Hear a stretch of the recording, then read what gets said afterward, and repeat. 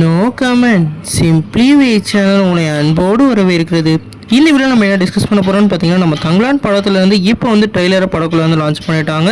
இந்த ட்ரெய்லர் என்ன மாதிரி இம்பாக்ட் கிரியேட் பண்ணியிருக்குன்னு சொல்லிட்டு இந்த வீடியோ நம்ம டீட்டெயிலாக டிஸ்கஸ் பண்ணுவோம். அதுக்கு மேலே நீங்கள் இந்த சேனலுக்கு புதுசாக வந்து அந்த சேனல் சப்ஸ்கிரைப் பண்ணி பெல் ஐக்கான கிளிக் பண்ணி வச்சுக்கோங்க. வாங்க நம்ம வீடியோக்குள்ளே போகலாம்.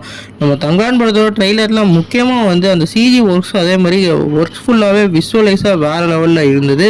குறிப்பாக நம்மளோட சியான் விக்ரமோட ஆக்டிங்கும் அதே மாதிரி டெலிவரியான வாய்ஸ் டெலிவரியும் வேறு லெவலில் இருந்தது. இந்த படத்துக்காக அவர் வந்து வாய்ஸை வந்து அப்பயே வந்து டப் பண்ணாமல் அப்படியே வந்து ரியாலிட்டிக்காக வந்து கொடுத்துருக்காரு.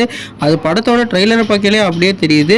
குறிப்பாக இந்த படத்தில் நம்ம மாளவிகா மோகனன் வந்து ஒரு சாத்தான் மாதிரி ரோலில் வந்து நடிக்க போகிறதா சொல்லியிருக்காங்க. அதாவது ஒரு கோஸ்ட்டு எப்படியெல்லாம் இருப்பாங்களோ அந்த மாதிரி கற்பனை கலந்த ஒரு கதாபாத்திரமாக இந்த ரோலில் அவங்க நடிக்கிறதா சொல்லியிருக்காங்க. இவங்களோட ஆக்டிங்குமே வேறு லெவலில் இருந்தது. ட்ரெய்லர் ஃபுல்லாகவே இவங்க கத்திக்கிட்டே இருக்கிற மாதிரியான சீக்வன்ஸும் நிறையா காமிச்சிருந்தாங்க. இந்த படத்தில் வந்து நம்ம முக்கியமாக வந்து நம்ம சியான் விக்ரமோட ஆக்டிங்கும் அதே மாதிரி ரஞ்சித்தோட அவரோட மேக்கிங்கும் தான் முக்கியமாக பார்க்கணும். இவங்க ரெண்டு பேரும் சேர்ந்து இந்த கோல்டை வந்து எப்படி வந்து ரைஸ் பண்ண போகிறாங்க, ஒரு பீரியட் ஆக்ஷன் மூவிக்கு என்னென்ன தேவையோ அதெல்லாம் அடித்து ஏற்றுற மாதிரி படத்தை வந்து கொடுத்துருக்காங்க.